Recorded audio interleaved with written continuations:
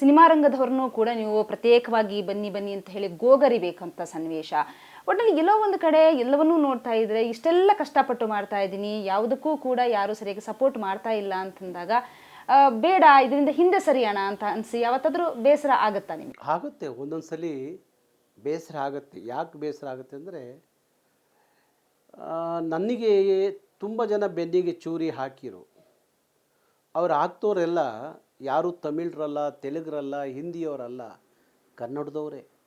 ಯಾವ ಕಿತ್ತೂರಾಣಿ ಚೆನ್ನಮ್ಮನ ಹಿಡ್ಕೊಟ್ಟಂಥ ಮಲ್ಲಪ್ಪ ಶೆಟ್ಟರು, ಯಾವ ರಾಯಣ್ಣನ ಸಂಗೊಳ್ಳಿ ರಾಯಣ್ಣನ ಹಿಡಿದುಕೊಟ್ಟಂಥ ಮಲ್ಲಪ್ಪ ಶೆಟ್ಟಿಗಳು ಅಂತಾರಲ್ಲ, ಮೀರ್ ಸಾಧಕರು ಅಂತಾರಲ್ಲ, ಅವ್ರು ಯಾರು ಅಂದರೆ ಅವರೆಲ್ಲ ಕನ್ನಡದವರೇ. ನಮಗೆ ಅವರಿಂದ ಒಂದಷ್ಟು ಭಯ ಅನಿಸುತ್ತೆ ಹೊರತು ಹೊರಗಡೆಯವರಿಂದ ಭಯ ಅಂತೇಳಿ ನಮ್ಗೆ ಯಾವತ್ತೂ ಅನಿಸಿಲ್ಲ. ಹಾಗಾಗಿ ನಮ್ಮವರೇ ನಮಗೆ ಬೆನ್ನಿಗೆ ಚೂರಿ ಹಾಕಿದಾಗ ತುಂಬ ನೋವಾಗುತ್ತೆ, ಬೇಸರ ಆಗುತ್ತೆ. ಮತ್ತು ಈ ಆರ್ಥಿಕ ಪರಿಸ್ಥಿತಿಯನ್ನು ನೆನೆಸ್ಕೊಂಡಾಗ ತುಂಬ ಕಷ್ಟ ಆಗುತ್ತೆ. ನೋಡಿ, ನನಗೆ ಸಾರ್ವಜನಿಕವಾಗಿ ಕಾರ್ಯಕ್ರಮದಲ್ಲಿ ಪಾಲ್ಗೊಂಡಾಗ ಅನೇಕರು ನನ್ನ ಅಭಿಮಾನಿಗಳು ಮತ್ತು ಬೇರೆ ಬೇರೆ ಕಾರ್ಯಕ್ರಮಕ್ಕೆ ಹೋದಾಗ ನನಗೊಂದಷ್ಟು ಗಿಫ್ಟ್ ಕೊಟ್ಟಿದ್ದರು. ಬೆಳ್ಳಿ ಗದೆ, ಕಿರೀಟ, ಕತ್ತಿ, ಖಡ್ಗ ಎಲ್ಲ ಕೊಟ್ಟಿದ್ದರು. ನಾನು ಅದನ್ನೆಲ್ಲವನ್ನು ಓಪನ್ ಆಗಿ ಹರಾಜಾಕ್ತೆ. ನಮ್ಮ ಬರಗೂರು ರಾಮಚಂದ್ರಪ್ಪ, ಹಂಪ ನಾಗರಾಜಯ್ಯ ಅವ್ರ ಎದುರುಗಡೆ ಹರಾಜಾಕ್ತೆ. ಅದು 49 ಲಕ್ಷ ರೂಪಾಯಿ ಬಂತು. ಯಾವ ರೈತರು, ಈ ನಾಡಿನ ಅನ್ನದಾತರು ಅಂತ ಹೇಳ್ತಾರಲ್ಲ, ಆ ರೈತರು ತೀರ್ಕೊಂಡಾಗ ಅವರ ಮಕ್ಕಳು ಶಿಕ್ಷಣಕ್ಕೆ ಕೂತು ಬಂದಾಗ ಆ ಎಲ್ಲ ಹಣವನ್ನು ತಗೊಂಡೋಗಿ 49 ಮಕ್ಕಳಿಗೆ 1 ಲಕ್ಷ ಶಿಕ್ಷಣಕ್ಕೋಸ್ಕರ ಡಿಪಾಸಿಟ್ ಮಾಡಿಬಿಟ್ಟು ಬಂದೆ. ಸರ್, ಈಗ ಕನ್ನಡ ನಾಮಫಲಕ ಹೋರಾಟ ಮಾಡ್ತಾ ಇದ್ದೀರಿ, ಏನಕ್ಕೋಸ್ಕರ ಈ ಹೋರಾಟವನ್ನು ಮಾಡ್ತಾ ಇದ್ದೀರಿ? ಯಾಕೆ ಇಷ್ಟೊಂದು ಪಟ್ಟು ಹಿಡಿದು ಅಂದರೆ ದಿನನಿತ್ಯವೂ ಕೂಡ ಇದಕ್ಕಾಗಿ ಹೋರಾಟ ಮಾಡ್ತಾ ಇದ್ದೀರಿ, ಏನು ಅಂತ? ಈಗ ನಾನು ಬೆಂಗಳೂರನ್ನ ನೋಡಿದಾಗ, ಇಡೀ ಬೆಂಗಳೂರು ನಗರವನ್ನು ನೋಡಿದಾಗ ಕನ್ನಡದ ನಾಮಫಲಕಗಳು ಮಾಯವಾಗ್ತಾ ಇದ್ದಾವೆ. ಇಲ್ಲ, ಕನ್ನಡದ ನಾಮಫಲಕ ಇಲ್ಲ. ಒಂದು ಮಾಲ್ಗೆ ಹೋದರೆ ದೊಡ್ಡದಾಗಿ ಆಂಗ್ಲ ಫಲಕವನ್ನು ಹಾಕಿ ಎಲ್ಲೋ ಚಿಕ್ಕದಾಗಿ ಕನ್ನಡವನ್ನು ಬರೆಯುವಂಥ ಸ್ಥಿತಿಗೆ ಇವತ್ತು ಎಲ್ಲಿಂದಲೋ ಬಂದವರು ಇಲ್ಲ ಹಂಗೆ ನಡ್ಕೋತಾರೆ ಅಂದಾಗ, ನನ್ನ ಭಾಷೆಗೆ ಇಲ್ಲಿ ಸಾರ್ವಭೌಮತೆ ಸಿಗ್ತಾ ಇಲ್ಲ, ಗೌರವ ಸಿಗ್ತಾ ಇಲ್ಲ, ನನ್ನ ಭಾಷೆಯನ್ನು ಎಲ್ಲೋ ಒಂದು ಕಡೆ ಕೀಳಾಗಿ ನೋಡ್ತಾ ಇದ್ದಾರಲ್ಲ, ಇದನ್ನು ಸಹಿಸ್ಕೊಂಡು ಕೂತ್ಕೋಬೇಕಾ ಅಂತ ಹೇಳಿ ಭಾರಿ ನೊಂದು ನನ್ನ ಮುಖಂಡರುಗಳ ಜೊತೆ ಚರ್ಚೆ ಮಾಡಿ ಈಗ 15 ದಿವಸದಿಂದ ಇಲ್ಲ, ಇವತ್ತು ಕರ್ನಾಟಕ ಸರ್ಕಾರದ ಒಂದು ಕಾನೂನಿದೆ.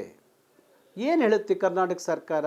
ಯಾವುದೇ ಅಂಗಡಿ ಮುಂಗಟ್ಟುಗಳ ಮೇಲೆ, ಮಾಲುಗಳ ಮೇಲೆ ಕಡ್ಡಾಯವಾಗಿ 100ಕ್ಕೆ 60% ಕನ್ನಡವನ್ನು ಬಳಸಬೇಕು ಅಂತ ಹೇಳಿ ಅವರು ಕಾಯ್ದೆ ಮಾಡಿದ್ದಾರೆ. ಹಾಗೆ ಬೆಂಗಳೂರು ಬೃಹತ್ ಮಹಾನಗರ ಪಾಲಿಕೆಯೂ ಸಹ ಅದೇ ಕಾಯ್ದೆಯನ್ನು ಮಾಡಿದೆ. ಆಗಿರುವಾಗ ಇಲ್ಲಿ ಎಲ್ಲೂ ಸಹ ದೊಡ್ಡದಾಗಿ ಕನ್ನಡವನ್ನು ಪ್ರಥಮ ಭಾಷೆಯಾಗಿ ಬಳಸದೇ ಇದ್ದ ಕಾರಣ ನಾನು ಇದೇ 27ನೇ ತಾರೀಕು ಭಾರಿ ಬೃಹತ್ ಮಟ್ಟದ ಒಂದು ಕನ್ನಡದ ನಾಮಫಲಕ ಆಂದೋಲನವನ್ನು ನಮ್ಮ ಏರ್ಪೋರ್ಟ್ಗೆ ಹೋಗುವಂಥ ಏನು ಸಾದ್ರಳ್ಳಿ ಗೇಟ್ನಿಂದ ಭಾರಿ ದೊಡ್ಡ ರ್ಯಾಲಿಲಿ ನಾವು ಬರ್ತಾಯಿದ್ದೀವಿ.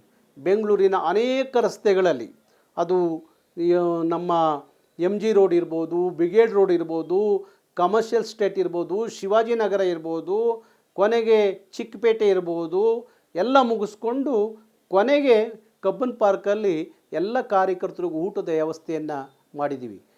ಕಡ್ಡಾಯವಾಗಿ ಕನ್ನಡದ ನಾಮಫಲಕ ಹಾಕೋವರೆಗೂ ಇವತ್ತು ನಾನು ಬೆಂಗಳೂರು ಮಹಾನಗರ ಪಾಲಿಕೆಯ ಕಮಿಷನರ್ನೂ ಭೇಟಿ ಮಾಡಿ ಅವ್ರ ಮೇಲೂ ಒತ್ತಡ ಹಾಕಿದ್ದೀವಿ. ನೀವೇ ಮಾಡಿದಂಥ ಕಾನೂನು ನೀವೇ ಜಾರಿಗೆ ತರದೆ ಹೋದರೆ ಕಷ್ಟ ಆಗುತ್ತೆ, ಬೇಗ ಅದನ್ನು ಜಾರಿಗೆ ತರಬೇಕು ಅಂದಾಗ ಅವರು ಫೆಬ್ರವರಿ 28ರವರೆಗೂ ಗಡುವನ್ನು ತಗೊಂಡಿದ್ದಾರೆ. ಅವರಿಗೆ ಗಡುವನ್ನು ಕೊಟ್ಟಿದ್ದೀವಿ. ಅಷ್ಟರೊಳಗಡೆ ನಾವು ಸಹ ಇಡೀ ರಾಜ್ಯದಲ್ಲಿ ಎಲ್ಲ ಜಿಲ್ಲಾ ಕೇಂದ್ರಗಳಲ್ಲೂ ಸಹ ಕಡ್ಡಾಯ ನಾಮಫಲಕ ಅನ್ನುವ ಹೋರಾಟವನ್ನು ಮುಂದುವರಿಸ್ತೀವಿ. ಒಂದು ರೀತಿಯಲ್ಲಿ ಅವತ್ತು ಡಾಕ್ಟರ್ ರಾಜ್ಕುಮಾರ್ ಅವರ ಸಾರಥ್ಯದಲ್ಲಿ ಹೇಗೆ ಗೋಕಾ ಚಳುವಳಿ ಪ್ರಾರಂಭ ಆಯಿತೋ ಅದೇ ಮಾದರಿಯಲ್ಲಿ ಕರ್ನಾಟಕ ರಕ್ಷಣಾ ವೇದಿಕೆ ರಾಜ್ಯದ ಉದ್ದಗಲಕ್ಕೂ ಸಹ ಕನ್ನಡದ ನಾಮಫಲಕ ಕಡ್ಡಾಯ ಮತ್ತು ಕನ್ನಡದ ಮಕ್ಕಳಿಗೆ ಉದ್ಯೋಗ ಅನ್ನುವ 2 ವಿಚಾರವನ್ನು ಇಟ್ಕೊಂಡು ಇಡೀ ರಾಜ್ಯದಲ್ಲಿ ಕರ್ನಾಟಕ ರಕ್ಷಣಾ ವೇದಿಕೆ ಈ ಚಳುವಳಿಯನ್ನು ತಗೊಂಡೋಗುತ್ತೆ. ಕನ್ನಡಿಗರು ಸಾರ್ವಭೌಮತೆಯಿಂದ ಬದುಕಬೇಕು ಹೊರತು ಯಾರಿಗೂ ತಲೆ ತಗ್ಗಿಸ್ಬಾರ್ದು, ಯಾರ ಹತ್ರ ಕೈ ಚಾಚಬಾರ್ದು ಅಂಥ ದಿನಕ್ಕೋಸ್ಕರ ನಾನು ಕಾಯ್ತಾ ಇದ್ದೀನಿ. ಅಂಥ ದಿನವನ್ನು ನನಗೆ ತೋರಿಸಿ ಅಂತ ಹೇಳಿ ಕನ್ನಡಿಗರಲ್ಲಿ ಪ್ರಾರ್ಥನೆ ಮಾಡ್ತೀನಿ. Thank you sir, thank you. ಇದು ಕರ್ನಾಟಕ ರಕ್ಷಣಾ ವೇದಿಕೆಯ ರಾಜ್ಯಾಧ್ಯಕ್ಷರಾಗಿರುವಂತಹ ನಾರಾಯಣಗೌಡರವರ ಮಾತು. ಕರವೆಯನ್ನು ಕಟ್ಟುವಂತಹ ಸಂದರ್ಭದಲ್ಲಿ ಎಷ್ಟು ಕಷ್ಟ ಇತ್ತೋ ಅದೇ ರೀತಿ ಮುಂದುವರಿತಾ ಬಂತು. ಅದರ ಜೊತೆಗೆ ಸಂಘಟನೆ ಬಹಳ ದೊಡ್ಡವಾಗಿ ಬೆಳೆಯಿತು. ಈಗ ಕಾರ್ಯಕರ್ತರು ಸಿಕ್ಕಾಪಟ್ಟೆ ಕಾರ್ಯಕರ್ತರೆ, ಸಾವಿರಾರು ಸಂಖ್ಯೆಯಲ್ಲಿ, ಲಕ್ಷಾಂತರ ಸಂಖ್ಯೆಯಲ್ಲಿ ಈಗ ನಾರಾಯಣಗೌಡರ ಜೊತೆಗೆ ಕಾರ್ಯಕರ್ತರಿದ್ದಾರೆ. ಅವರ ಈ ರೀತಿಯ ಹೋರಾಟ, ಕನ್ನಡದ ಹೋರಾಟ ಹೀಗೆ ಮುಂದುವರಿಲಿ ಅನ್ನೋದು ನಮ್ಮ ಆಶಯ ಕೂಡ. ಇದಿಷ್ಟು ಇವತ್ತಿನ ವಿಶೇಷ. ನೇರ, ದಿಟ್ಟ, ನಿರಂತರ ಸುದ್ದಿಗಾಗಿ ನೋಡ್ತಾ ಇರಿ ಏಷ್ಯಾನೆಟ್ ಸುವರ್ಣ ನ್ಯೂಸ್.